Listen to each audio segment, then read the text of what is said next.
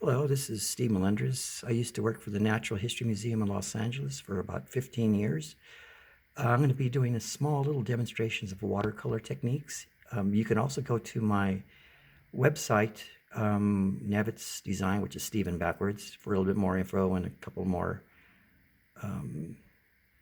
images to look at.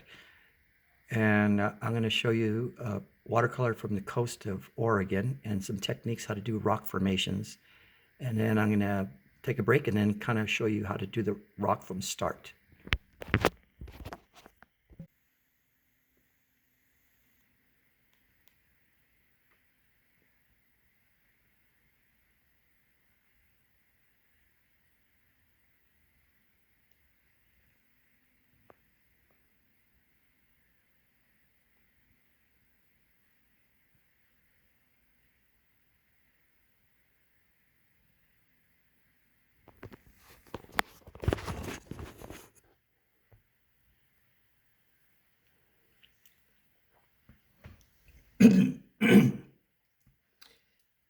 Okay, so I use mainly for the small detail a triple aught brush or a liner brush, and my paints are a Winsor Newton, and that's pretty much all I ever use. So I'm going to use a Payne's Gray for some of these little cracks in the water. So I'm looking for little inclusions, and you can see right in here, you can see there's a little inclusion. Here's one, and that's how I got to those little things. So if I was to go over this, I would kind of follow that little crack and crevice, as you can see right there. If I was in here, I would look for all these little teeny ones in here. I'm just going to kind of make believe one right here. But you can see I'm following the cracks and crevices of the little dark and light shading. Now it's kind of random, and the way I do it is I don't really think about it too much. If I see a little crack that I like, I will focus on it and follow the line down. Now,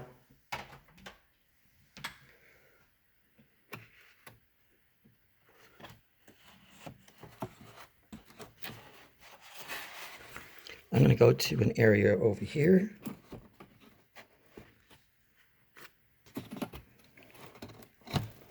With a more unfinished area.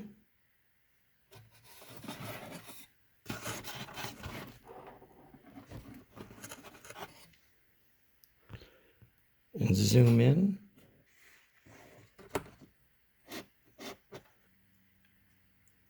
Now some of these lines are really harsh.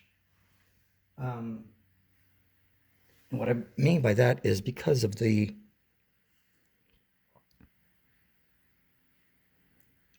dark line, they're going to show up really strong. And I don't really want that. So what I do, it's like if you squint your eyes, it's like looking from a distance. And you always want to look at a painting or anything with a couple of steps backwards. Things kind of blend in, things pop out. This is a good way of checking back and forth of something, if something's working. Now, this is what I'm going to do. And it's not totally dry yet, but I would let it dry first. So I'm going to go right here because that's dry. Now I could tell that these lines are really too harsh. So I'm just going to go in with a damp brush, not a wet brush, just damp. And I'm going to blend out those harsh lines. That will blend things out so it's not so overpowering that it looks like just a straight line on there. And at this point in time, I could even give a little highlight to the rocks. So right in here, if I want to bring this out a little bit more, I'll just come in here. You can see it getting lighter. And it'll give it a reflection and kind of like it's popping out. Again, it's all light and shadow. Now I can go back into these little teeny areas. Like I said, it was way too strong. So it's just a damp brush. I just want to blend so it almost looks like a shadow now. It's not so overpowering.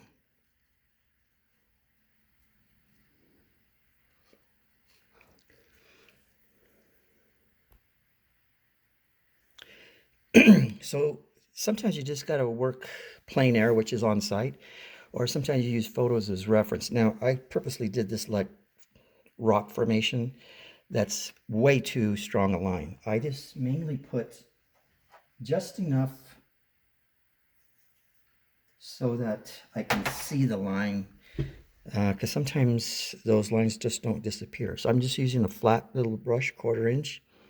And what I'm going to do is I'm just going to, and you can see I'm just going random. Nature is random, and it's best to keep that always in mind. If you start thinking too much, it's going to get you in trouble.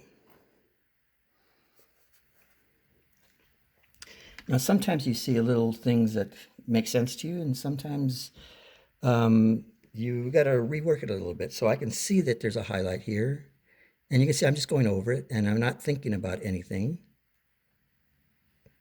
Some of you maybe see that's typical because I know you. But I'm just kind of doing a little random thing. Now, I just came in there and just added a little highlight to the top. This is when it's wet on wet, so I can come in here and add, and you can see it's just random. I'm just kind of having fun playing with the tools. And this is the way I would start off a rock. All rocks are different, and sometimes I stick to the script of what it really looks like. But for teaching periods, this is what I would be showing my 7th graders pretty much. So what I'd be looking for is little teeny lines and following those down, just like what I showed. And you can see there's a little crack right there, some right here. And they kind of understand this. Now, some, like everybody, some students are more advanced and understand what's going on, and some don't. And my job is mainly take them from where they're at and take them to the next level. So if they start from like a 3, I try to get them to a 5 or a 7. If they're at a 7 or 9, I try to push them further. It's just what teachers do. So you can see I'm just following the little cracks and crevices, just like the demonstration. Now, I would probably put some more in there, but I just want to show you how to blend it out again. So you can see I'm going over this. So it's not, and you can see there's just a nice little highlight down there. Just random. Like I said, you just don't know. And you can see I'm just playing with it, having fun, and blending things in. And like I said in a previous video, I am kind of a professional, so a professional anything makes anything look easy, which it's not. I'm just trying to show you techniques that I would show my 7th and 8th graders, and then I would take this to the next level for my college students. Occasionally I'll have a student that is far and above, and I don't say, okay, you could only do this because you're in this grade. I kind of blend myself and try to adjust to their level. So I'll take that advanced student. I'm going to go more into detail right in here. So while this is another kind of wet on wet again, and rocks have a lot of inclusions and little things that kind of just pop out by just moving the brush randomly. You can see there's little teeny gradations in there that help to the realism.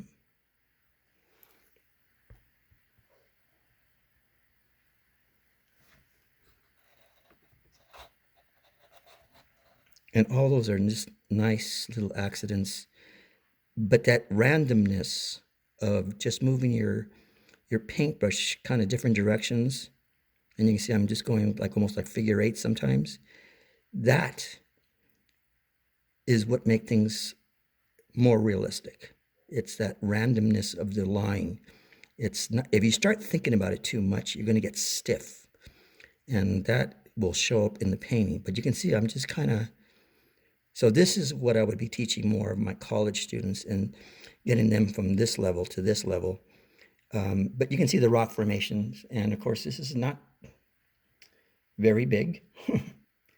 And I work in small little detail work. Anyway, that's it.